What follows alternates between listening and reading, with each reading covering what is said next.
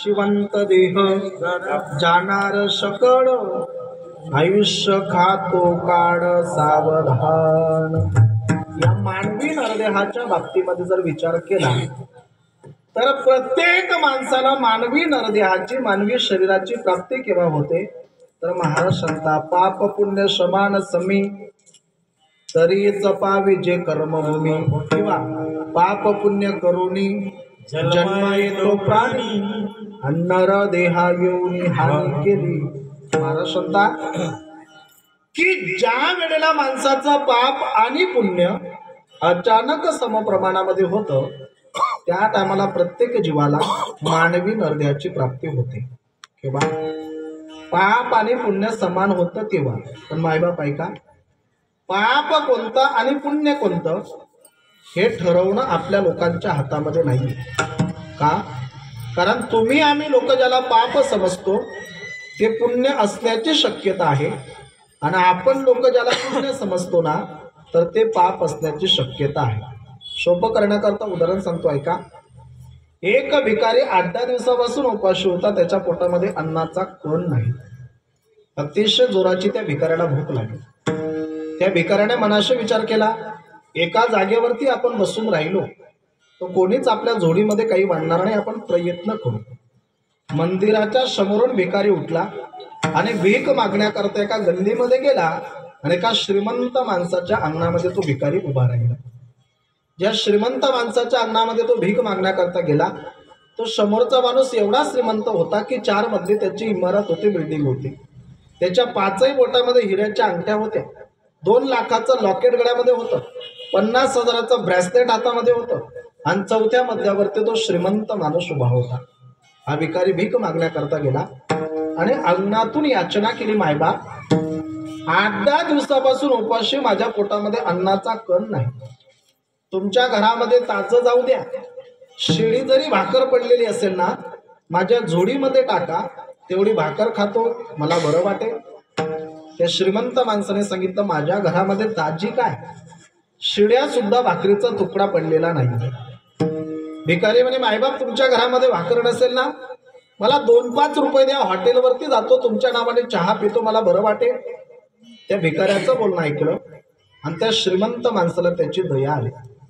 तो श्रीमंत मनुष्य म्हणतो बाबा रे 2-5 रुपये काय मागतो, मी तुला 10 रुपये देतो, पण गोष्ट अशी आहे मी वरती अर्जंट कामामध्ये आहे, मला खाली येण्याकरता वेळ नाही, तू एक काम कर ना तुझी झोडी पुढे कर, वरून 10 रुपयाचा डॉलर मी तुझ्या झोडीमध्ये टाकतो। त्या भिकाऱ्याने झोडी पुढे केली, श्रीमंत माणसाने खिशामध्ये हात घातला, 10 रुपयाचा डॉलर काढला, 4थ्या मजल्यावरून तो 10 रुपयाचा डॉलर खाली सोडला। मायबाप दुर्भाग्याची गोष्ट ही होती की तो 10 रुपयाचा डॉलर त्या भिकाऱ्याच्या झोडीत न पडता त्या भिकाऱ्याच्या डोळ्यावरती पडला आणि त्याचा परिणाम त्याचा डोळा फुटला। आता माझं सांगणं संपलं। आता मी तुम्हाला असं विचारतो या श्रीमंत माणसाच्या हातून पाप झालं का पुण्य झालं? काय झालं मावशी? तुम्ही म्हणता की पाप झालं, मग तो त्याला 10 रुपये काही 90 मारायला देत होता का? 90 समजते ना, 10 रुपये काही त्याला 10 रुपयाला देत होता का? नाही। कशा करता देत होता? या श्रीमंत माणसाच्या हातून पाप झालं असं जर आपण म्हणावं तर त्याची मनातली भावना चांगली होती, आणि पुण्य झालं असं जर आपण म्हणावं तर त्या भिकाऱ्याचा डोळा फुटलेला आहे। मग या श्रीमंताच्या हातून पाप झालं का पुण्य झालं हे ठरवणं आपल्या लोकांच्या हातामध्ये नाहीये, हे ठरवणं भगवान परमात्म्याच्या हातात। पाप पुण्य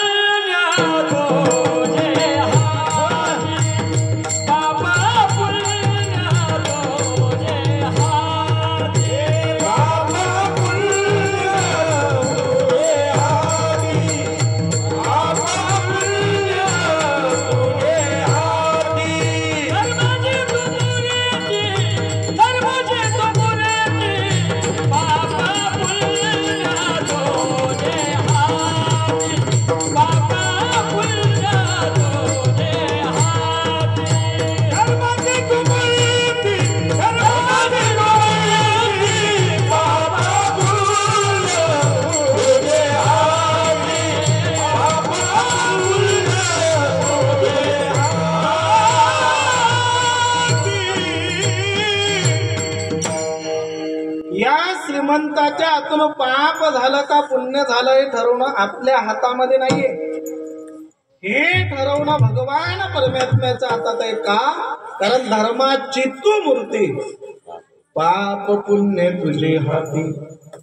असं पाप आणि पुण्य ज्या टायमाला अचानक समप्रमाणामध्ये होतं ना, त्या टायमाला माणसाच्या शरीराची प्राप्ती होते. तुम्ही ऐकताय त्याच्यामुळे सांगेन मी आपल्याला. मानवाचं शरीर एवढं दिव्य आहे, मानवाचं शरीर एवढं श्रेष्ठ आहे की या मानवी नरद्यातून माणसाला स्वर्गालाही जाता येतं, या मानवी नरद्यातून माणसाला नरकालाही जाता येतं, आणि या मानवी नरद्यातून माणसाला मुक्त सुद्धा होता येतं. पुढचं सांगतो. समजा आपल्या गावातील एखादा माणूस मेला, मरावा अशी माझी अपेक्षा नाही, पण ऐका, समजा आपल्या गल्लीतील, आपल्या कॉलनीतील, आपल्या गावातील एखादा माणूस जर मेला, तर तो मेलेला माणूस स्वर्गाला गेला का नरकाला गेला हे पाहण्याकरता तुम्हाला कुठंच जायची गरज नाही. माझं बोलणं समजून घ्या. मेलेला माणूस स्वर्गाला गेला की नरकाला गेला हे पाहण्याकरता तुम्हाला कुठंच जायची गरज नाही. तो स्वर्गाला गेला की नरकाला गेला हे जर तुम्हाला पाहायचं असेल ना, काहीच करू नका.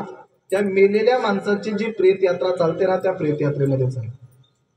प्रेतयात्रेमध्ये चालत असताना लोक जर म्हणत असले ना, काही नाही, खूप चांगला माणूस होता, बिचाऱ्याने जीवनभर कष्ट केले हो, एक एक पैसा जोडला होता हो, आता जेमतेम करून सुखाचे दिवस आले होते हो, देवाने त्याला 4-5 वर्ष जगू द्यायला पाहिजे होतो, असं जर प्रेत यात्रेत ते लोक आपसामध्ये बोलायला लागले, अंदाज काढायचा मेलेला माणूस स्वर्गाला गेला.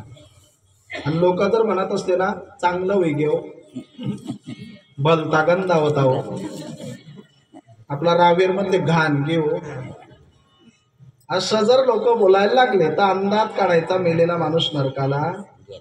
अनमोल किमतीचं जीवन जरी मिळालं असलं तर प्रत्येकाला मरण येणार. तुम्ही जाणकार लोक आहात, त्याच्यामुळे आजच्या कीर्तनाच्या माध्यमातून वेगळा विषय मी तुमच्या पुढे मांडणार नाही. ज्या काकांचं उत्तर कार्य आहे ना, खरंच मी त्यांना भाग्यवान समजतो. टाइमावर एक कीर्तनकार भेटत नाही, की तर एक सोडून 3-3 कीर्तनकार भेटत नाही. आलं लक्षामध्ये? आणि एवढे कीर्तनकार टाइमवर मिळाले त्याचं कारण तुम्हाला सांगू. पहिला मुद्दा चौधरी परिवारावरती त्यांचं प्रेम, आणि दुसरा मुद्दा आमच्या कीर्तनकाराचा सध्या स्लॅक पिरियड चालू आहे. माझं बोलणं कळालं? आमचा स्लॅक पिरियड चालू आहे, नाही तर पुढे बोलू. एवढ्या कमी मध्ये मी येत नाही. कमी मध्ये म्हणजे कमी टाइमात म्हणतो मी, असं चुकीचा अर्थ नका. आणि तुम्ही दोन्ही अर्थ लावले तरी माझं काही म्हणणं नाही. कारण बाबांनी देह घेऊन जेव्हा 2-3 दिवस झाले तेव्हा प्रमोद दादांचा मला फोन आला, एवढ्या कमी मध्ये येत नाही म्हणजे मग एवढ्या कमी टाइमात येत नाही. 17 नोव्हेंबर ते 23 जानेवारी पूर्ण पॅक आहे. हे सगळं बाबांचं प्रेम आहे. हे मरणाच्या निमित्ताने आपण एकत्र आलो. मरणाचे तुम्ही अनेक कीर्तन ऐकले, स्वतः कीर्तनकार महाराज माझ्याजवळ उपस्थित आहे. त्याच्यामुळे आजच्या कीर्तनाच्या माध्यमातून एक वेगळा विषय मला तुमच्यापुढे मांडायचा आहे. आणि तो वेगळा विषय असा आहे की मरण जर प्रत्येकाला येणार तर मरण म्हणजे काय?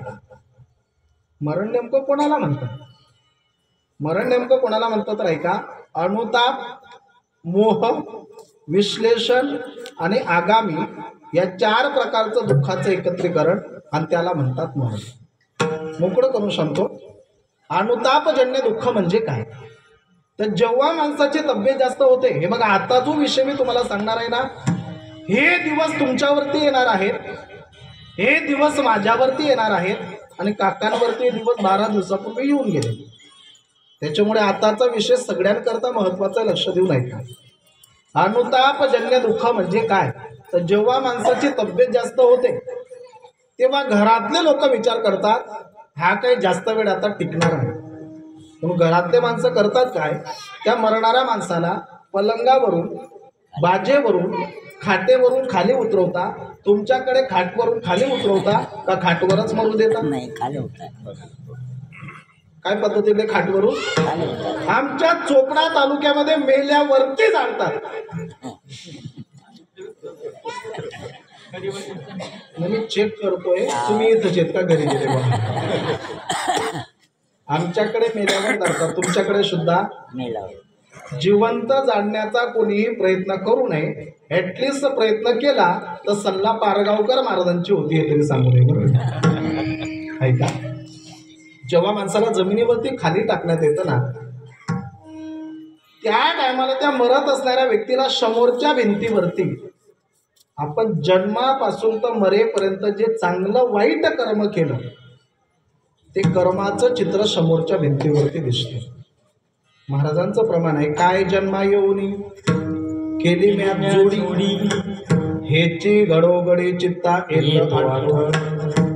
जे चांगलं वाईट कर्म केलं त्या कर्माचं चित्र समोरच्या भिंतीवरती दिसतं आणि ते चित्र पाहिल्यानंतर माणसाला जे दुःख होतं याला म्हणता अनुतापजन्य दुःख. मोहजन्य दुःख म्हणजे काय? जमिनीवरती त्याला खाली टाकण्यात आल्यानंतर सुना नातवंड लेखी पोरं तेरा पूर्ण परिवार त्याच्या आजूबाजूला बसतो. तो मरत असणारा माणूस मनामध्ये विचार करतो की रात्रंदिवस काबाळ कष्ट केले, भरपूर संपत्ती कमवली, भरपूर गावामध्ये नाव कमवलं, परंतु मरत असताना मी सोबत काहीच घेऊन जात नाहीये. परंतु मी गेल्यानंतर माझे पोरं संपत्तीचा चांगला सांभाळ करतील की नाही, अशा त्या माणसाच्या मनामध्ये मोह निर्माण होतो. याला म्हणता मोहजन्य दुःख. किती झाले? तिसरं दुःख मी तुम्हाला सांगितलं होतं विश्लेषणजन्य दुःख. म्हणजे काय? तर ज्या दिवशी यमदूत माणसाला घेण्याकरता येतात, आणि महत्वाचा मुद्दा सांगतो, ज्या दिवशी यमदूत आपल्या रथगल्लीमध्ये येतात त्या दिवशी आपल्याला ओळखता येतं. बरं, आपल्या गल्लीमध्ये आपल्या कॉलनीमध्ये यमदूत आले हे तुम्हाला ओळखायचं असेल ना, त्याची खूण आहे. ज्या दिवशी यमदूत आपल्या गल्लीमध्ये गावामध्ये येतात ना, त्या दिवशी गावातील कुत्रे भुंकत नसतात, कुत्रे विवडतात. त्याला आपल्या भाषेमध्ये रडणं म्हणतात. बरोबर आहे ना? पण यमांना पाहून कुत्रे का रडतात? त्याचं कारण आहे. कल्पना करा, संध्याकाळच्या टायमाला एकटा माणूस शेतामध्ये जातो आणि एकटा माणूस संध्याकाळच्या टायमाला शेतामध्ये जात असताना रस्त्यामध्ये जर त्याला भला मोठा साप आडवा झाला तर तो साप म्हणतो का बाप म्हणतो? काय म्हणतो बाबा? बाप म्हणतो. काय म्हणतो? आता मी असं म्हणतो, साप पाहणारा एवढा मूर्ख आहे का घरचा बाप सोडीना सापला बाप म्हणे? बोलणं कळतंय ना? साप पाहणारा एवढा मूर्ख आहे का घरचा बाप सोडीना सापला बाप म्हणे? मग तो सापाला बाप का म्हणतो? त्याचं कारण आहे, तो साप पाहिल्यानंतर सापाला सापच म्हणतो, पण अति घाबरल्यामुळे त्याची जीभ वळत नाही आणि त्याच्यामुळे तो साप न म्हणता काय म्हणतो?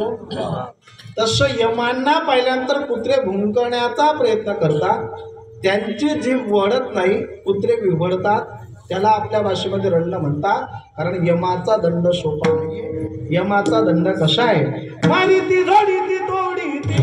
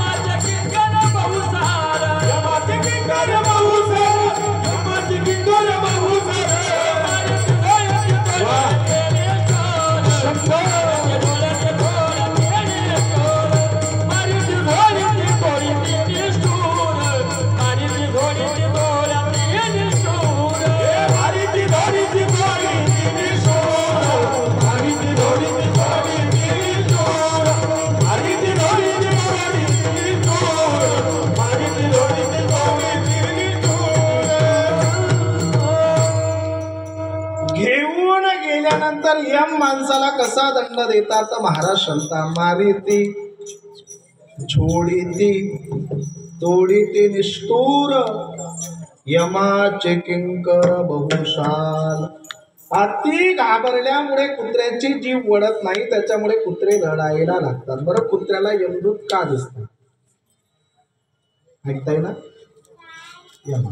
जय रे. जय.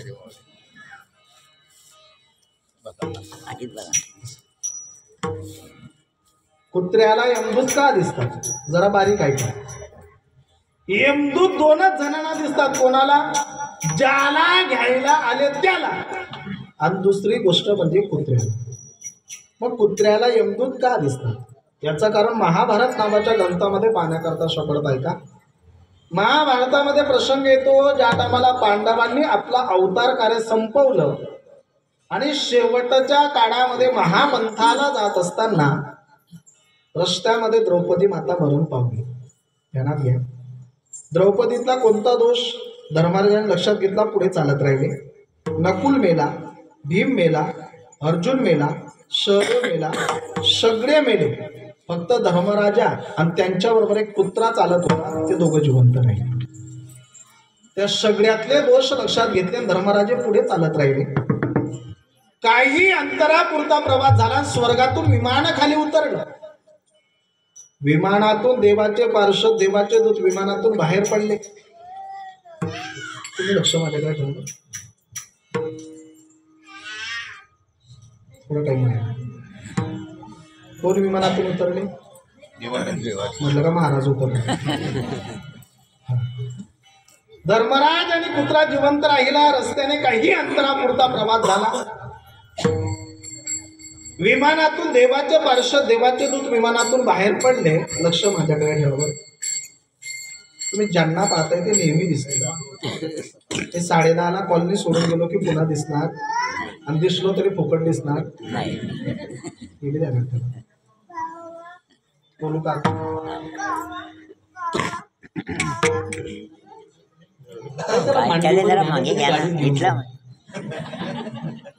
आमच्या घरी पण 2 आहेत. विठ्ठल विठ्ठल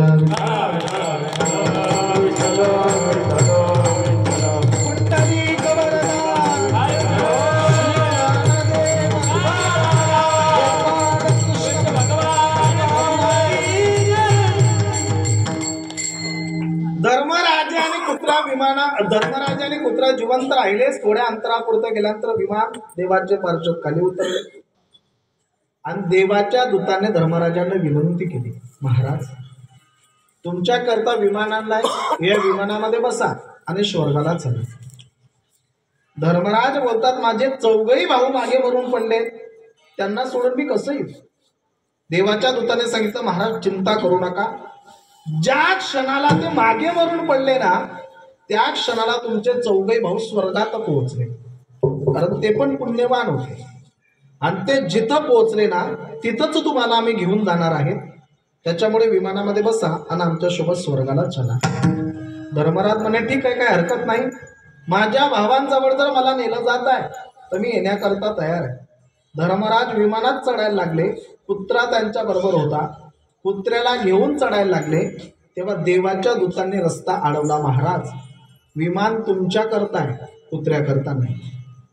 यायचं असेल तर तुम्ही या, कुत्र्याला सोबत घेता येणार.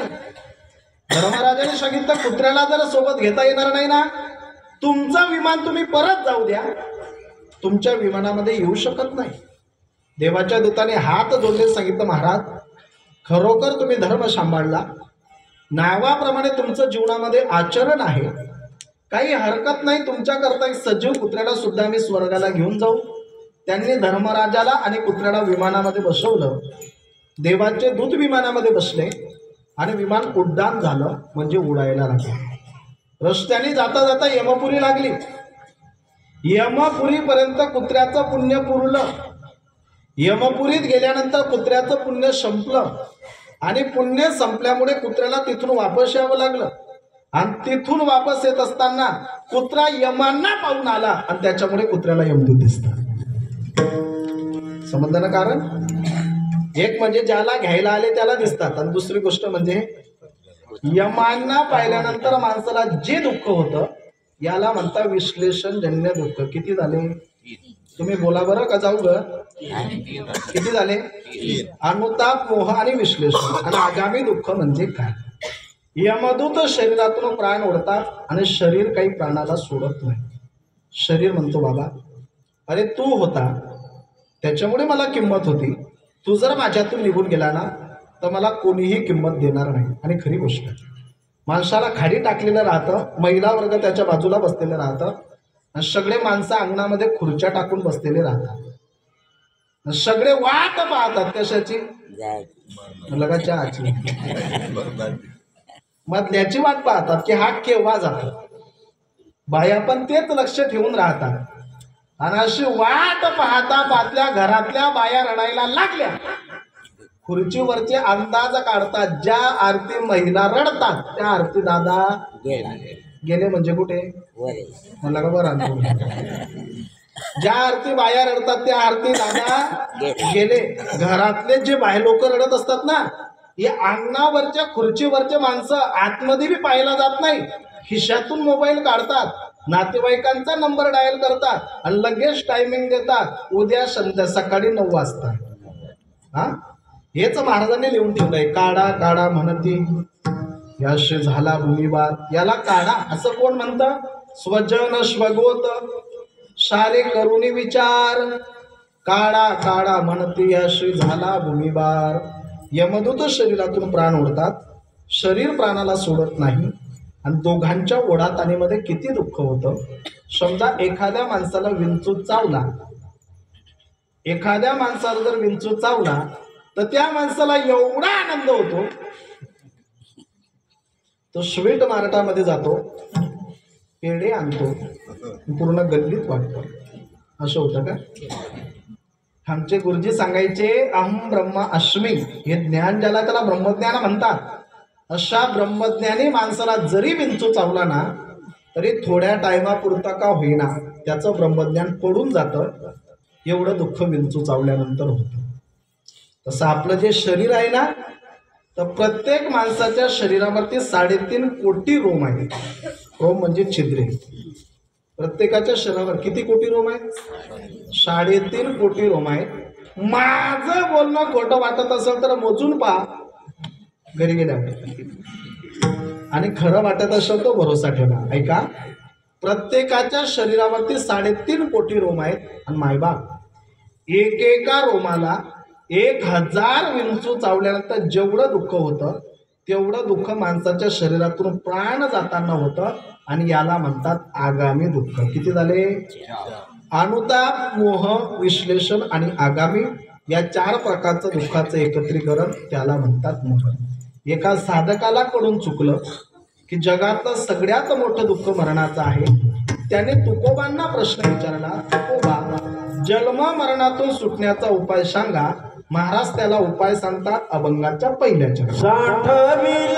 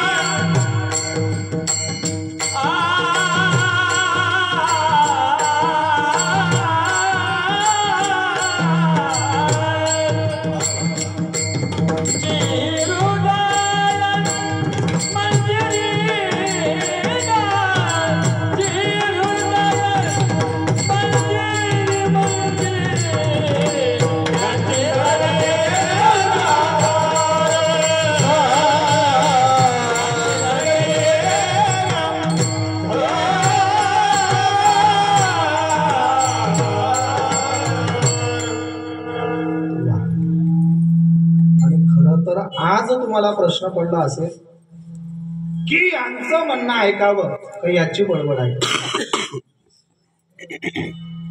त्यांचं म्हणणं किती बी ऐका, तुम्हाला आवडलं तरी तुम्हाला टाइमापर्यंत माझीच बडबड ऐकावी लागणार आहे. हा, साधकाला कळून चुकलं की जगातलं सगळ्यात मोठं दुःख मरणाचं आहे. त्याने तुकोबांना विचारलं, तुकोबा मला जन्म मरणातून सुटण्याचा उपाय सांगा. तुकोबराय त्याला जन्म मरणातून सुटण्याचा उपाय सांगतात की बाबा रे, साठविला हरी जिही हृदय मंदिरी. महाराज सांगतात की ज्यांनी हृदय रूपी मंदिरामध्ये हरीला म्हणजे देवाला साठवलं त्या लोकांचं जन्ममरण संपत. अभंगातून तुकोबा चिंतन म्हणतात, हरी साठवायचा आणि ज्याच्यामध्ये साठवायचा ते आहे हृदय. जरा बारीक आहे का प्रश्न असा की एवढूशा हृदयामध्ये एवढा मोठा हरी कसा साठवला जाईल. कारण नियम आहे, जी वस्तू साठवायची ती लहान पाहिजे आणि ज्याच्यामध्ये साठवायचं आहे ना ते मोठं पाहिजे. उदाहरणार्थ पकवाज लहान राहतो, त्याची खोड मोठी राहते, त्याच्यामुळे त्या खोडमध्ये पकवास ठेवला जातो, साठवला जातो. दुसरं उदाहरण सांगतो की डोकं लहान राहतं म्हणून टोपी घातली जाते. टोपी कोणी बी घालतं का असं तुम्ही म्हणा बाबा, मी नाही बोललो बरं का, बाबा बोललो. आणि धन्यवाद तुम्ही माझं वाक्य पूर्ण केल्याबद्दल. कारण पद्धत बदलली. तुम्ही रामायण भागवत ऐका, त्या टायमाला सोन्यात, ज्या टायमाला दशरथ राजांचं राज्य होतं ना, सोन्या चांदीचे मुकुट होते. नंदबाबाचं राज्य आलं, पगड्या होते. मुकुट गेले, पगड्या आल्या. पगड्या गेल्या, फेटे आले. फेटे गेले, टोप्या आल्या. टोप्या गेल्या कारण डोकंच नाही घालीन. कारण टोपी घालायला काय लागतं, डोकं लागतं की नाही. असं बाबा बोलले म्हणून, नाही तर मी इथंच आवरलं असतं. माझा मुद्दा काय की जी वस्तू साठवायची ती लहान पाहिजे, ज्याच्यामध्ये साठवायचे ते मोठं पाहिजे. मग हृदय नेमकं केवढं आहे. तर विज्ञानशास्त्र चिंतन म्हणतं आपल्या हाताचे जेवढी मूठ असते ना तेवढं आपलं हृदय असतं. हुशार लोकांना समजतं, इथं डाव्या बाजूला असतं. म्हणजे हृदय केवढं आहे, मूठभर. आणि मूठभर हृदयामध्ये जो हरी साठवायचा तो हरी नेमका केवढा आहे. तर भागवताच्या माध्यमातून पटवून देतो ऐका. एकदा काय झालं, भगवान गोपाल कृष्ण परमात्म्याच्या नातवाचं लग्न ठरलं.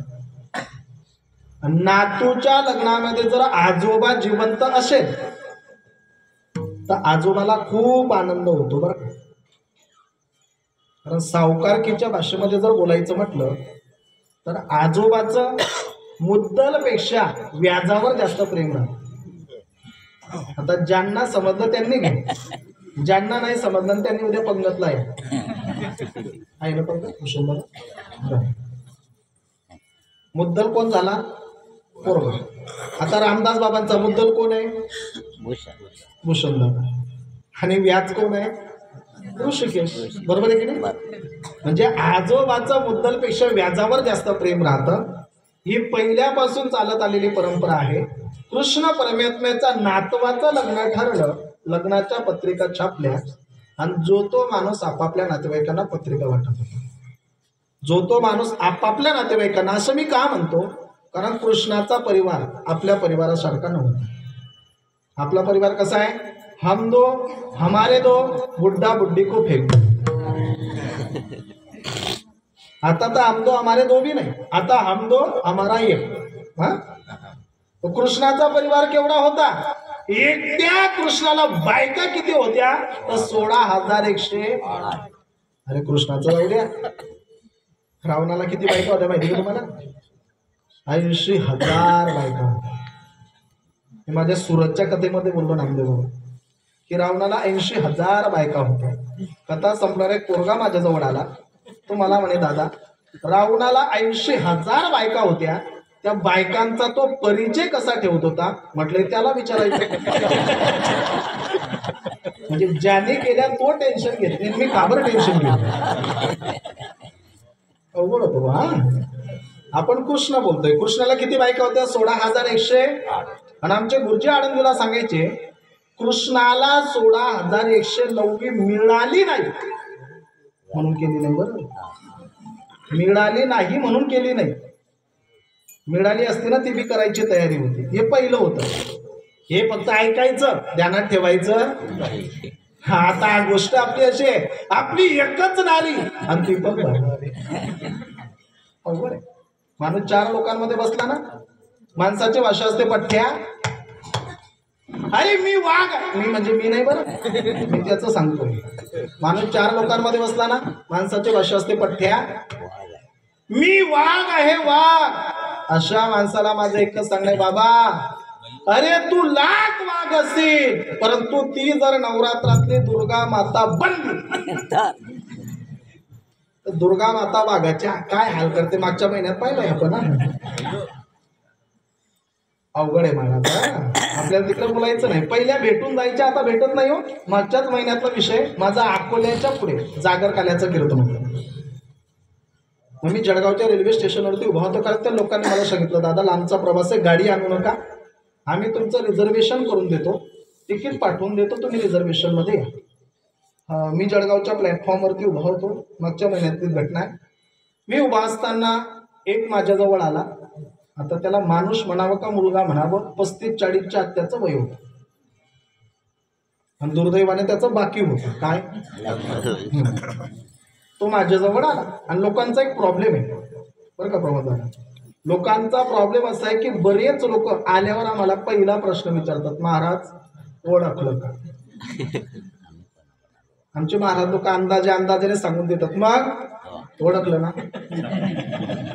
त्यानं गुपचूप बसावं ना. तो पुढे अजून विचारतो, मी कोणत्या गावचा आहे बरं, ऐक रे काका. तो माझ्याजवळ आला. म्हटलं महाराजजी मला वैख का. आमनाकडला होता तो. समजीन का तुमले. आमना भाषेमध्ये सांगू का तुमल्या भाषेमध्ये सांगू. बरं आणि महाराजजी मला वैख का. म्हटलं नाही दादा माझ्या लक्षात नाही आलं. बरोबर आहे म्हणे, तुम्ही मला वैखाव नाही. तुमने महाराज लोकसनी गोट कशी म्हणे. म्हटलं कशी आहे म्हणे, तुम्हाला महाराज लोकसनी गोट तमासावाला सारखी म्हणे. कोणासारखी.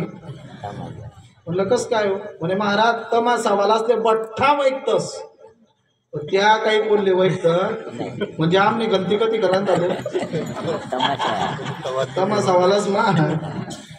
मी त्याला काहीच बोललो नाही. मी शांत उभा होतो. तो मला म्हणे, बाबा कथा आहे म्हणे आज ना वाका. वका समजास का तुम्ही.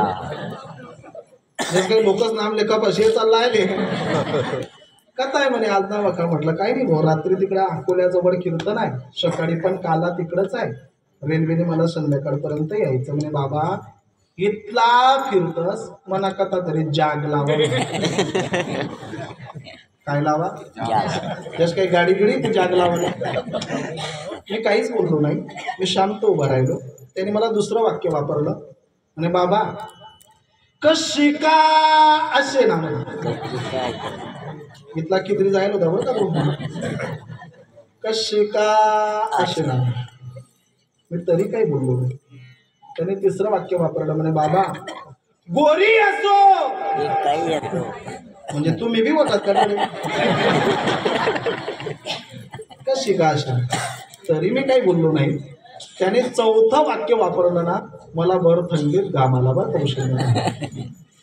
त्याने चौथं वाक्य माझ्यासमोर असं वापरलं. म्हणे बाबा 2 लेकरसनी मायाशील तरी बी वागिली सुमनी. फक्त मना काय लावा कठीण हो. विठ्ठल विठ्ठल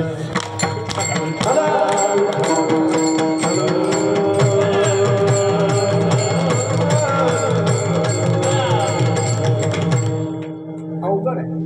भेटत नाही म्हणून नाविलाज आहे. माझा मुद्दा असा आहे, कृष्णाला 16,108 बायका होत्या. आणि पुढे आहे का, प्रत्येका पत्नीपासून कृष्ण परमात्म्याला 10 मुलं आणि 1 मुलगी होती. हिशोब घरी गेल्यावर करा, इथं तुमचं डोकं चालणार नाही. एवढा मोठा परिवार असल्यामुळे जो तो माणूस आपापल्या नातेवाईकांना काय वाटत होता, पत्रिका वाटत होता. प्रत्येकाचं डिपार्टमेंट वेगळं होतं, प्रत्येकाचे नातेवाईक वेगळे होते. कानाने नातूच्या लग्नाचं पत्रिका घेतली आणि नातूच्या लग्नाचं निमंत्रण समुद्राला दिलं. समुद्र माहिती ना, समुद्राला निमंत्रण दिलं. आणि हे बळीराम दादाला कळालं. आणि बळीराम दादा कृष्णावर रागवले. काना बहुत मनमानी करते हो। काना तूने शादी का निमंत्रण समुद्र को क्यों दिया? अगर वो परिवार के साथ आया तो पूरी बारात नहीं जाएगी। कन्हैयाने सांगितलं, दादा ज्या पाहुण्यांना मी निमंत्रण दिलंय ना त्यांची व्यवस्था मी करीन, तुम्ही तुमचे तुमचे नातेवाईक सांभाळा. असं दोघं भावांचं बोलणं चालू असताना काही लोक मुंबईकडून धावत आले आणि कानाला बोलता, कन्हैया कन्हैया, अरे बचाव काना, सुनामी आया है. कोणी थांबेल का? सगळे लोक पडून गेले आणि असा मंडप शिल्लक राहिला. बळीराम दादा बोलता, देखा कन्हैया, बोला था ना सारे बाराती भाग जाएंगे. मग कृष्णाला चिंता निर्माण झाली. कृष्ण समुद्राच्या जवळ गेले आणि समुद्राला सांगितलं, बाबा तू इथपर्यंत आला ना, इथेच रस्त्यावरती थांब. हे देवाचं बोलणं ऐकलं. समुद्राने काय उत्तर दिलं ऐका.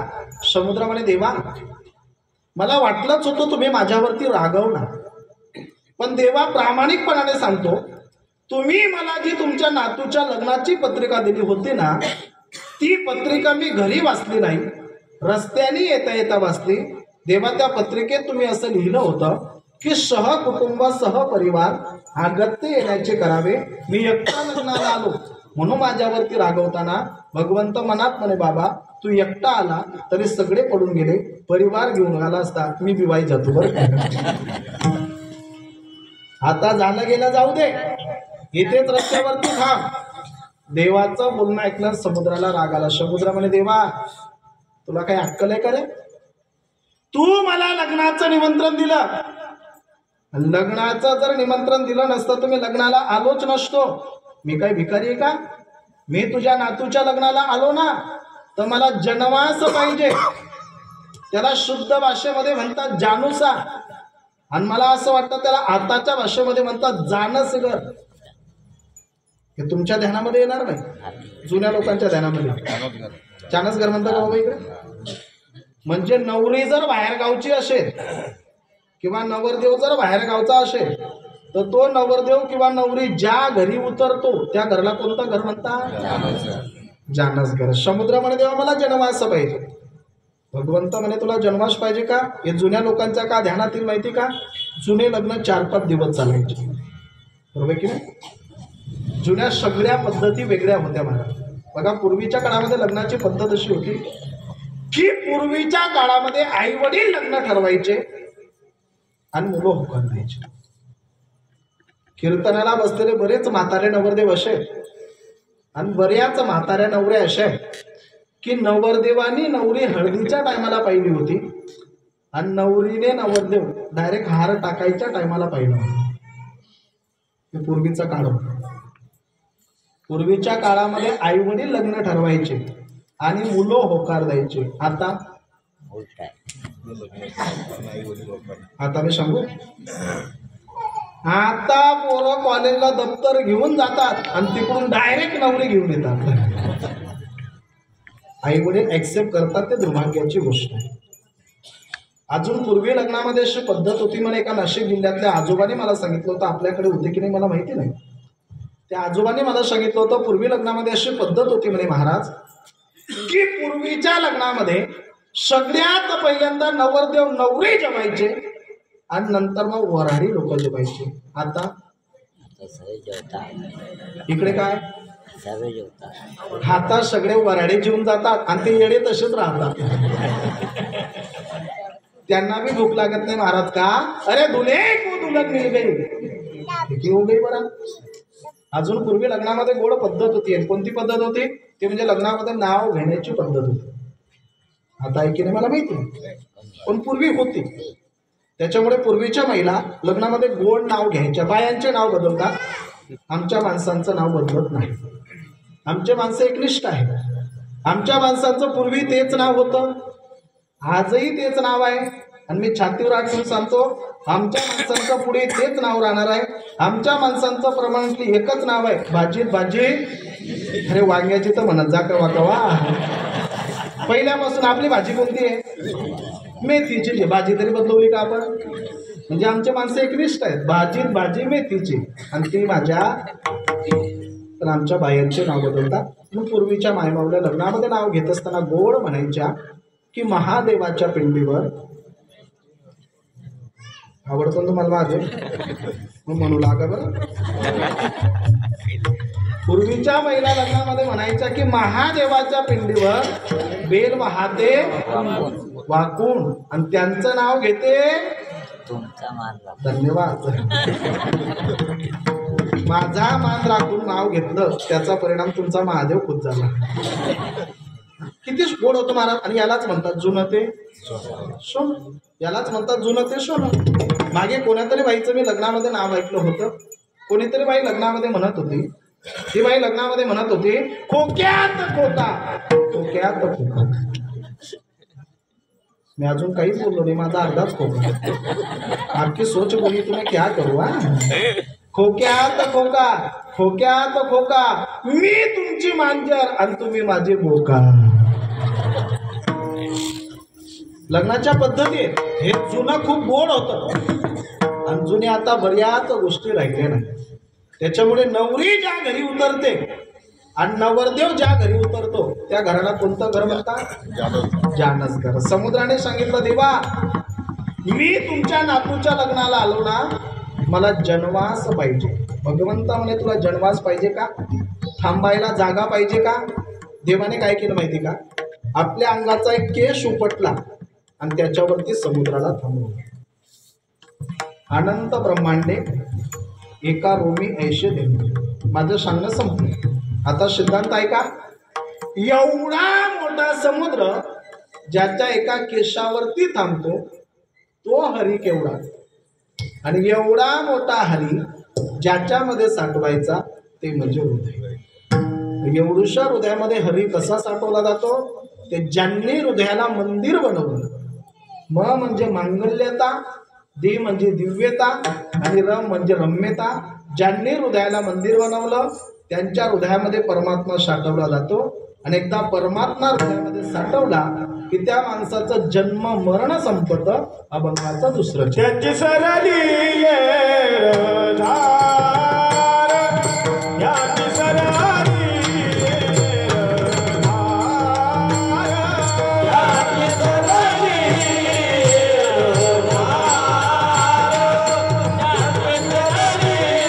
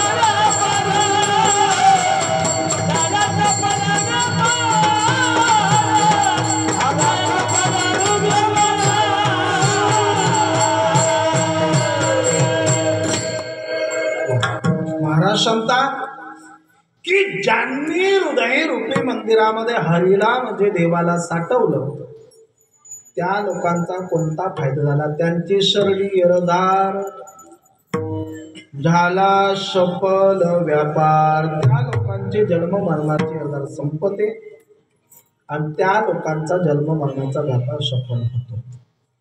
हरी आपल्या हृदयामध्ये साठावा असं ज्या माणसाला वाटत असेल त्या माणसाने काय केलं पाहिजे?